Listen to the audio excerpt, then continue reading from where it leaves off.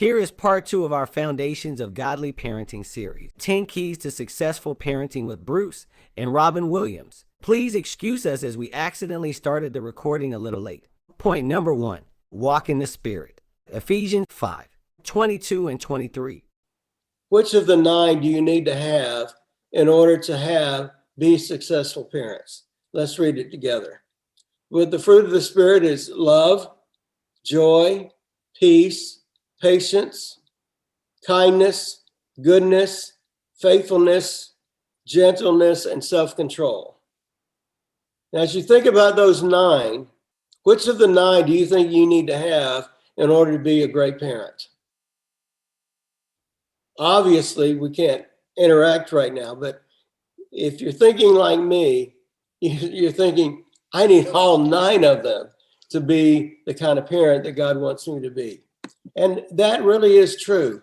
I think that there's not a single one of these 9 that you can leave out of your life and be a successful parent. And so what we're going to do here tonight with the other 9 keys is it's going to kind of be baptized with these 9 fruit that he talks about here in Galatians chapter 5. Because when you think about it, the fruit of love, which is unconditional love, agape love, it's not conditioned on how your children love you, and you're still going to love them regardless. Or the joy, where there's a consistent positive atmosphere. Or peace, where you're not anxious and uptight. Or patience, where you're really striving to be patient. And probably this is one of the ones that I've had to work on the most as a dad in my life, is to be patient, to understand that it takes time for children to grow and to mature and become the kind of men and women that God wants them to be. Kindness. Some of us are naturally kind, and others of us are kind of mean by spirit. And so we've got to have the kindness. Or the goodness, where it's a personal righteousness, where your children know you probably better than anybody else in the world. They see you at your worst as well as at your best. Faithfulness, where your spirituality can be counted on. Your gentleness, how do you treat them? Are you gentle in your correction? And self-control, or do you allow your anger to overtake you? So we need all 9, right? So that's number 1, walking in the Spirit. Number 2, we got to work together as a team. In John chapter 17, right before Jesus left this earth, he had a prayer with his disciples. And when he was praying to God, here's something that Jesus said in chapter 17, verse 20. He says, my prayer is not for them alone. I pray also for those who will believe in me through their message. So he's praying for the disciples now, that all of them may be one, Father, just as you are in me and I am in you. May they also be in us, so the world may believe that you have sent me. I have given them the glory that you gave me, that they may be one as we are one.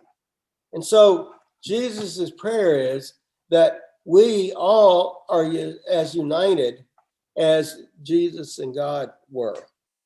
You know, I think one of the things that Robin and I learned very quickly as parents is that if we're not united, our kids know it. And they know how to work mom or to work dad. And rather than you two being a combined force for good, they can actually worm their way in and pit you against each other. And I know Robin and I, there were times as we were raising our children when we actually disagreed about what needed to be said or what needed to be done in a certain particular role of our parenting. And it required the two of us first to get on the same page, that we make sure that she and I are united before we come in for a landing on whatever it is that the kids want us to do or we're asking to do. And I can't tell you how important that is. There were times where I felt very strongly about something and Robin didn't, or she felt very strongly about something and I didn't. But it was so important in those situations that we get ourselves together, that we have our talks in the other room so that we could come out of this united rather than divided. And the father needs to be the spiritual leader. Now, that doesn't mean that the mother isn't a spiritual leader of the family also, but it needs to be the kind of situation where the father is taking the initiative and leading the family spiritually. Too many families are led by the mother and not the father. And that's not what God really desires. Now, again, I'm not saying that it all falls on the father, but it should at least the initiative of it. Whereas too many times the mother is the one who's wanting to have a devotional, or the mother is the one who's wanting to do some things spiritually, and the father is just kind of tagging along just nonchalantly.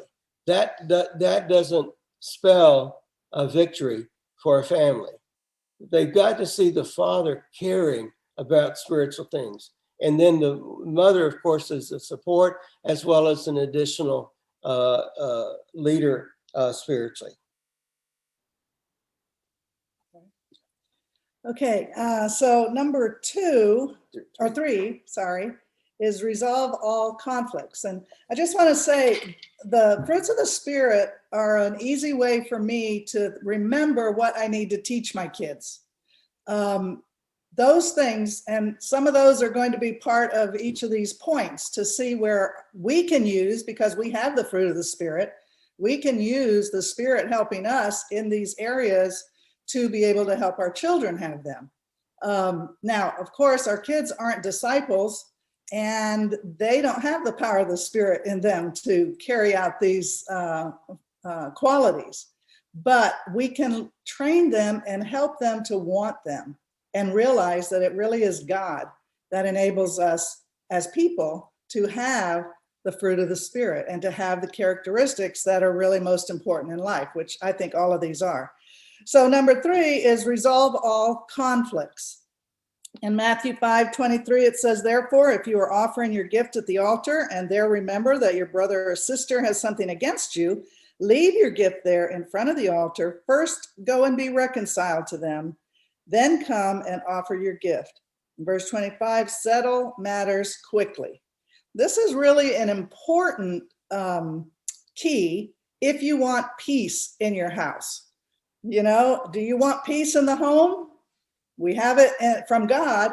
Do we want it in the home? Well, then we need to resolve conflict. And the reason for that is because every unresolved conflict hardens our heart just a little bit more, a few degrees when they go unresolved. And so when you think about conflicts, don't think about the big thing that they did. You know, they didn't come home on time, or they didn't pick up their toy. Look at the little things that create conflict. And basically conflict is when you want something and your kids want something else, right? Isn't that usually when the conflict starts? You have one idea, they have another idea. So look at that and say, okay, this means we need to resolve. We need to talk about it. Jason once said, you don't trust me, because we had a curfew for him. He says, you don't trust me. We had to talk about that and help him see that it's not that I don't trust you. It's that, you know, there are other things that are involved in taking care of you as a son. We need to know where you are and when you're going to be home. So we had a great talk about that. Ashley once said, you don't spend any time with me. You never spend any time with me. And we had just been together the night before. And so we had to talk about that and say, but honey, we were together last night. Don't you remember? We did this, this, and this. Sometimes you don't think that those are conflicts, but in reality they are, because your kids are going to, if they're not talked about, they're going to rack that up as something that, you know, is negative. And it works both ways. It's just not me teaching my kids, it's the kids teaching me. Jason once said we were going somewhere and I had just had a disagreement with Bruce. And Jason's like, "What's wrong, Mom?" And I said, "Nothing." I said, "Nothing's wrong." Of course, he was a little older and he knew there was something wrong. So I had to first apologize for not telling the truth and then talk to him about what I could share with him about that. But your children are very, very perceptive. And so you want to be able to talk with them about even the little conflicts that are there. Resolution is not when you get your way. It's when you're at peace with the other person. And that can be a good guideline to use when you're trying to have peace and resolution in your home. Because when those things are unresolved, they will create attitudes toward God. And that's what you want to stay away from. You don't want them to have attitudes toward God or you. And, these unresolved things, little as they may seem, can do great harm down the road. So try to do that on a daily basis. And I appreciate Robin sharing this, because you think about your family, and my guess is almost all of your families have somebody you're unresolved with. It may not be your immediate brother, sister, or mother and father, but there are people that are in your family that have not spoken to each other for years. And what's the problem? They didn't learn how in real life, in your own family, to resolve things. So this is a critical key, hardly maybe one that is one of the most important. Number 4 is another key, is having fun together. I love this passage in Ecclesiastes chapter 3, where Solomon says this: "There's a time for everything, and a season for every activity under the heavens.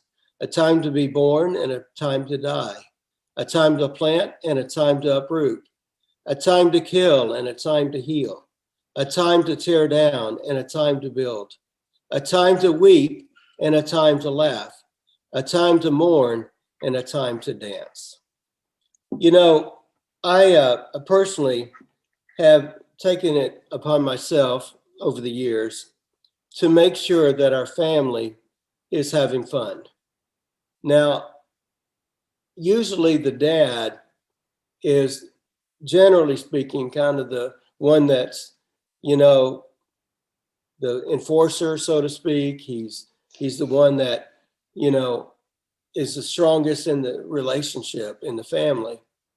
But even with that being said, in fact, because that's true, I felt like that it was my personal responsibility to make sure that as a family, we knew how to have fun together. Because if everything is intense in your family, the family is not going to be successful. The children need to have things in their lives that they've enjoyed doing. As they think back over their life, they're not going to think back of all the problems. What they're going to think about is, what is the fun that we had together? A couple of days ago, I had a Zoom birthday celebration, and my kids are in Boston, Denver, and in San Diego. And as they were sharing with me in my birthday, the question was asked, what is one of the fun things that you remember about either grandpa or papa or dad? And they all had things to share, and I was grateful that they had that, because it would have been sad, wouldn't it, if that question had been asked and everybody just going, I can't really think of anything. You want your children to see you as somebody who enjoys life, that enjoys being with them, and helps them to enjoy being together. And it really is the case, I think, with our family. We love being together, and I do think it's important for us to intentionally create fun times together, whether it be game nights, whether it's having sports together, physical activity, whenever we get together as a family, we want to make sure that intentionally we're having fun. We're not just sitting around doing nothing. We're not just sitting around vegging out or wrapped up in our phones, but that we're out of ourselves. And I do think that it's really important for the dad to be initiating in that way.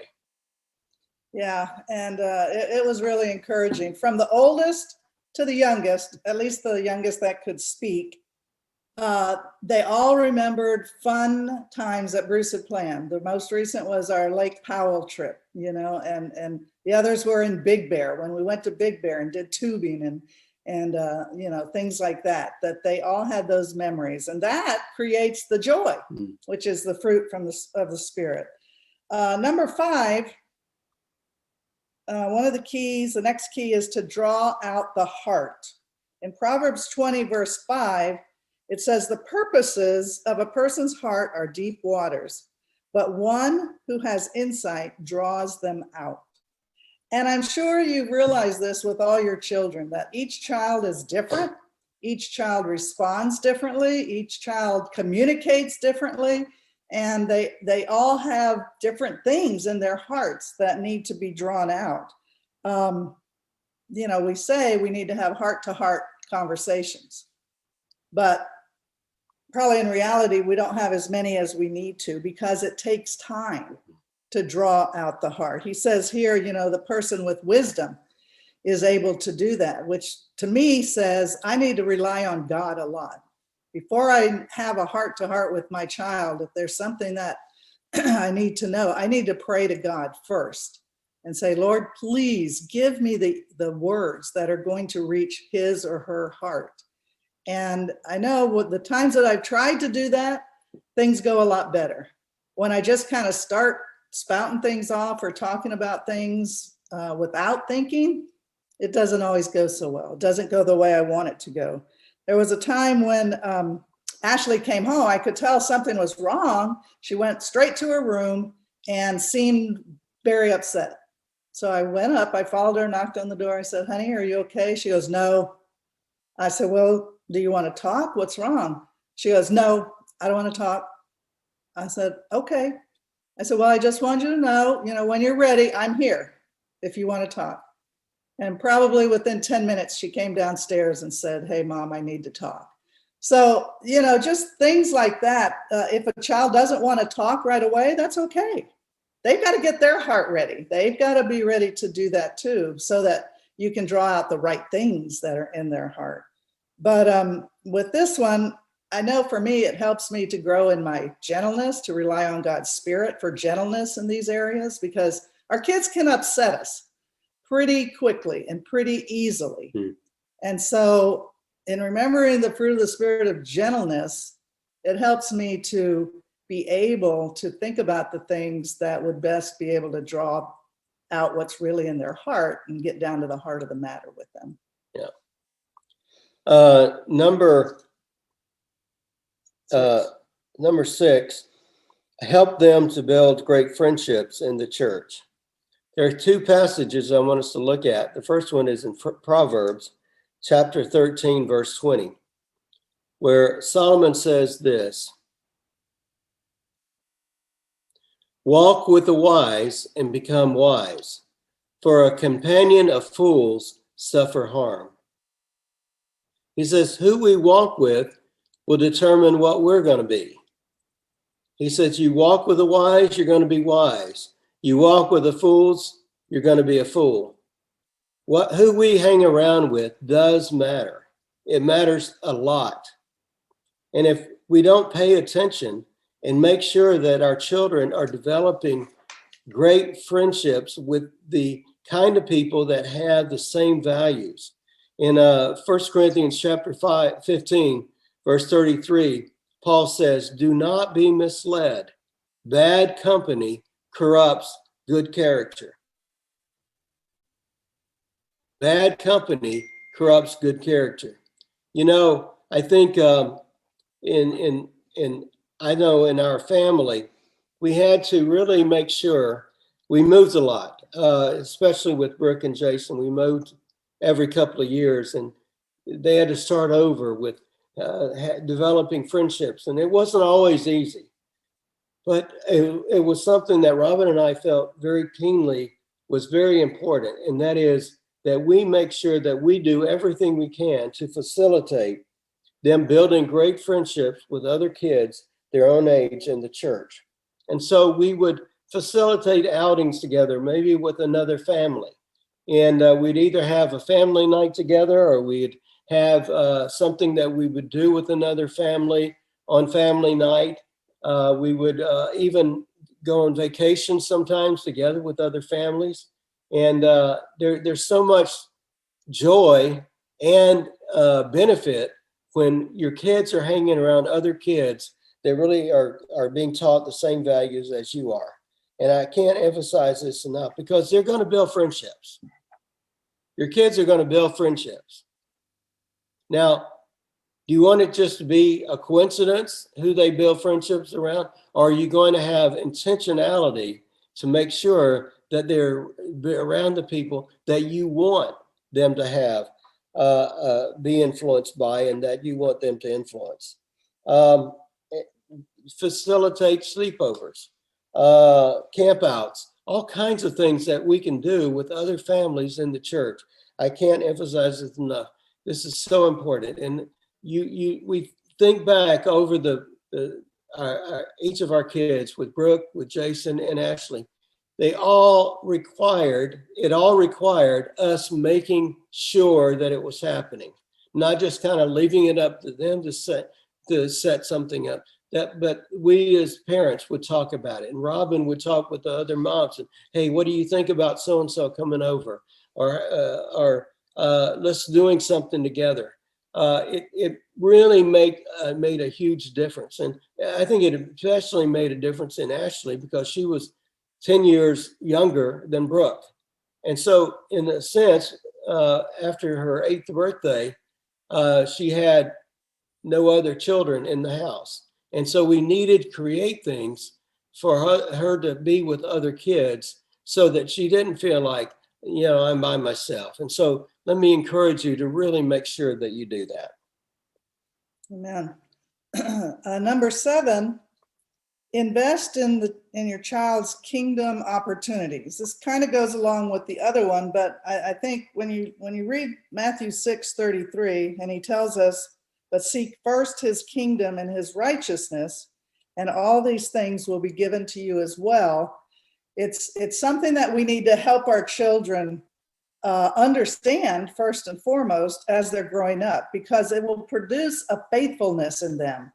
The opportunities they have in the kingdom, like Bruce was talking about, being with other children of parents who are disciples, are really great. We have some great ones. Now, I know all kids are different, and they may not all like the kind of events that we have, but as parents, if we want to create faithfulness in our children and help them to know God, as Jesus says here, in a way that their needs are going to be met, then we have to help them understand that there's a reason for these events. It's not just, hey, the church needs to have something to do, or the people need to have something to do. It's for you to get to know other kids. It's for you to be able to learn from other kids, and building it up and explaining to them why it's important is really very important, because that will help them to be more faithful to it, which means you may have to talk about why they don't like it, why they don't want to go, and then talk through that and say, well, maybe there's another side. Maybe it's not just for you, but maybe you can help someone else while you're there. This is what builds faith, and this is what builds the relationship and love for God in a way that is really important. We need to help them get to those events. Like I said, they may not like the event, but there may be a good reason for them to be there. Now, that being said, we also need to be wise as parents and as church leaders to talk about the things that are going on. If they need to change, if something needs to be brought out about it, if it's like, well, I just feel like they're all cliques when we get together, then we as parents need to address that. We don't need to just overlook that. We need to say, okay, well, let's do that. Bruce and I, when the kids were younger, would get with the teens and talk to them about things that were not going on right, because we wanted our ministry, our teen ministry, to really be great. So as parents, don't be afraid of that. Let's talk with each other about that, so that they can have a great time, whether it be with the youth camps, Hope Corps, all these things. They cost money, but don't let that hinder you. There are ways that they can be a part of raising money, or finding a way to do that, and being with just a lot of other people, even locally or in other churches. The saying is, once an ounce of prevention is worth a pound of cure. And these events and this time in their life is a way to help them build the faithfulness that we all want them to have, throughout their whole life. I think one of the things that we had to intentionally do with especially with the Hope Youth Corps, and I would say that there's probably the camps, the youth camps that we have, and the Hope Youth Corps, those yearly events probably had as much impact on more Kingdom kids than just about anything else, because there's a significant period of time that they're together, and also particularly with our Hope Youth Corps, they're developing great relationships with other Kingdom kids, but they're also learning to have compassion. And when you have compassion for people that are not as blessed as you are, then it draws out your heart and it softens your heart in a way that very few other things will. So please don't let money be the challenge, because we have people in the church that are more than happy to help you out. Be the kind of parent that says, I need help, if you don't have the money yourself, and really get the advice to help facilitate that. Number 8 is make sure your children feel close to other spiritual adults that you trust. In Proverbs chapter 15, here's what he says: plans fail for lack of counsel, but with many advisors, they succeed. This is something that we look back over the time of Brooke and Jason and Ashley growing up. And I would say that this is one of the key things that really helped them during times of challenge, because all of our children are going to go through faith challenges. They are going to be tempted. They're going to be tested. They're going to go through ups and downs, maybe even in their relationship with you. Maybe they feel like they can't talk to Dad, or they can't talk to Robin. And one of the things that we did with each one of them is we identified at least one adult that we wanted them to be able to talk to if they ever felt like they weren't able to talk to us. And so we gave them permission. You can call Dave, and with Jason, it was Dave Eskew, and Jason could form that relationship. With Ashley, it was a number of different sisters or brothers that she could call, and it really made a difference, because all of our kids are going to go through this. They need to see that, hey, we want to be our best as parents, and if we need to be discipled or trained on something, which we do, all of us do, right?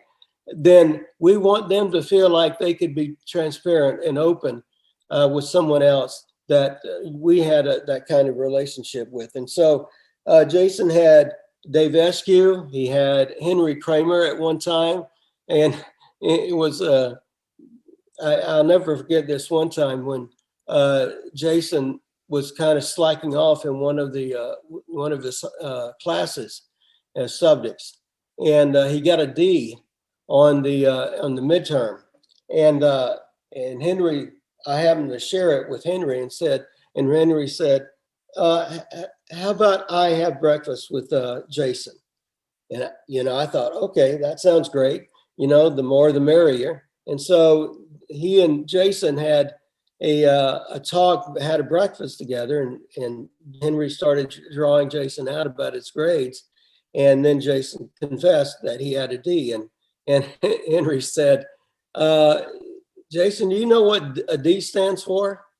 And Jason said, no. He says, well, it stands for dumb, and you're not dumb. You can make a better grade than that, don't you think? And he said, yes, I know I can. And so he ended up getting an A the next time. Hey, Henry saying that, yeah, it was a little bit direct, but hey, it worked. And it came from somebody else besides his mom and dad, which makes a huge amount of difference. And sometimes the kids get stuck with us and what we're trying to help them to do. And so they need to feel that they really can communicate with someone else. Men, number 9 is humility. In Proverbs 3, verse 5, it says, trust in the Lord with all your heart and lean not on your own understanding. In all your ways, submit to him, and he will make your paths straight. It doesn't say humility in there, but that's what humility is. This is the definition, is when you trust in God instead of yourself. And the opposite of humility is pride. And that's when, we're just looking out for our own thinking, our own reasoning. We're not being humble. And I really believe that this is one of the key pillars, real big keys in parenting, that we've got a model for our children is humility. And it takes a lot of self-control to be humble, because humility doesn't just come naturally. Our first instinct is going to be to defend ourselves or to give the reasons why. And I think we've got to allow God's word. James 1:20 says, man's anger does not make us humble.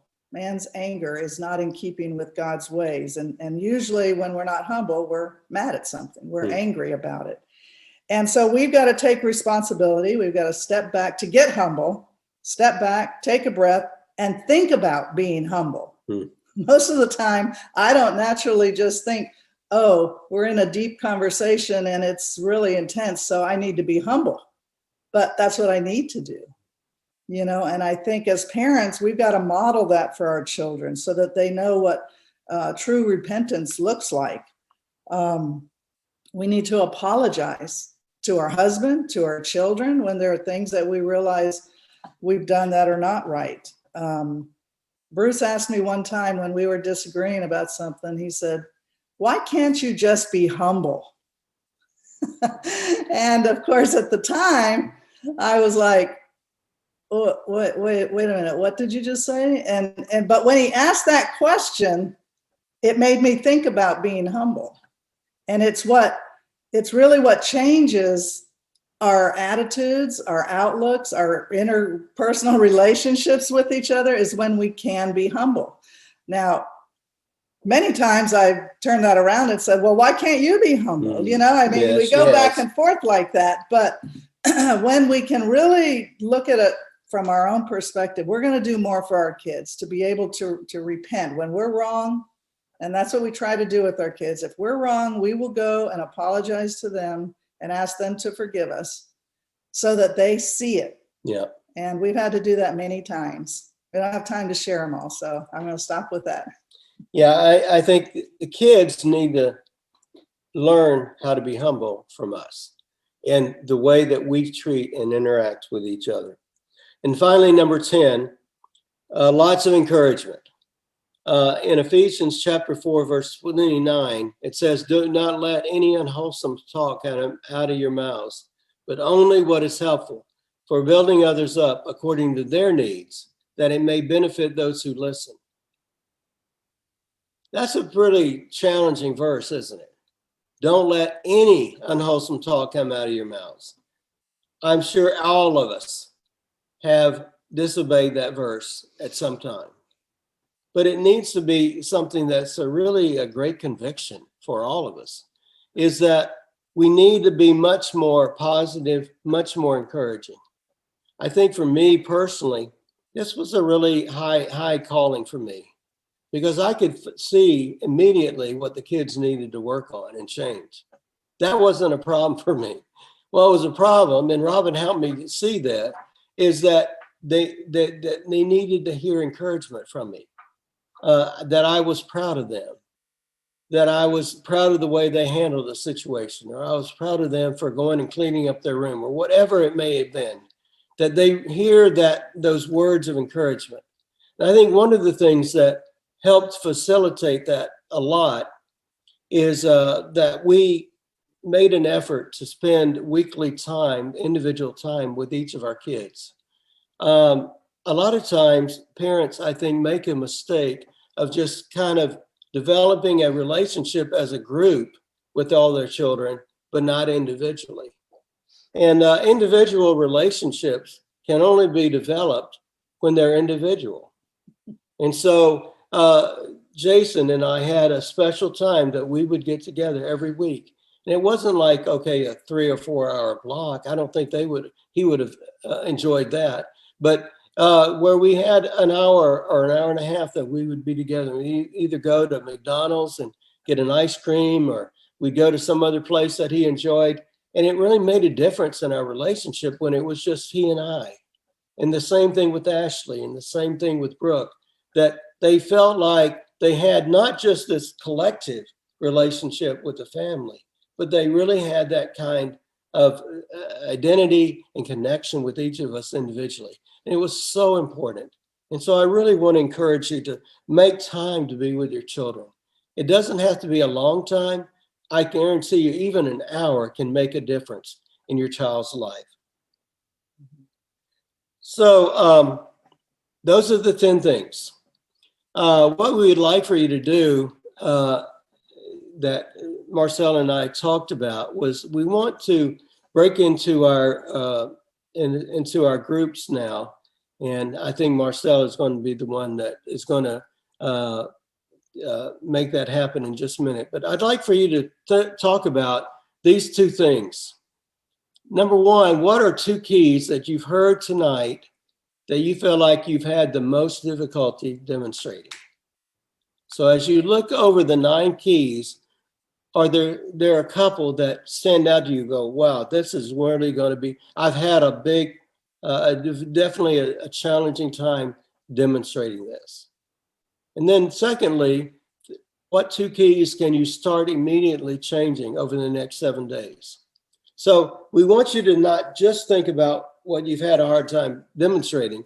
We want you to go out of this time together tonight thinking, okay, what are 2 things that I can start changing immediately in our family, so that next week you could even share about it with other people, about what you've had, because all of us have things that we can start on right now in the next 7 days to going after, so that our families can be the kind of families that glorify God.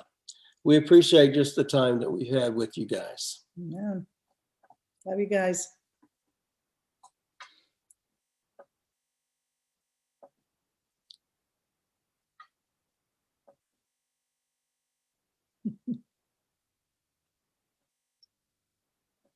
Marcel, are you going to say anything, or you're just going to invite us up? Yes, sorry, my screen went totally black, and I was like, I was trying to say something. Okay. Yeah, I'm gonna go ahead and break us up. First, before we do that, thank you, Bruce and Robin. Thank you so much. You're welcome. It's great to be here. The convictions that you shared, the personal stories, it was just refreshing. Honestly, it got me a little emotional. Thinking about it, just honestly thinking even about the benefit of your wisdom and experience and sharing with us, as you guys know, with our kids. And you know, Karina's definitely a lot quicker to get advice about parenting than I am. But we have so benefited from these principles that you shared tonight, not only sharing with us to help our own kids, but even in thinking through and how to help other people as well. So I just wanted to take this time with everybody and say, man, we are so blessed to have you guys and to have you share this wisdom here with us tonight. So I'm going to go ahead. I'm going to put us in some groups right now. Give me one quick second here. All right, hold on. There we go. And just go ahead and click join.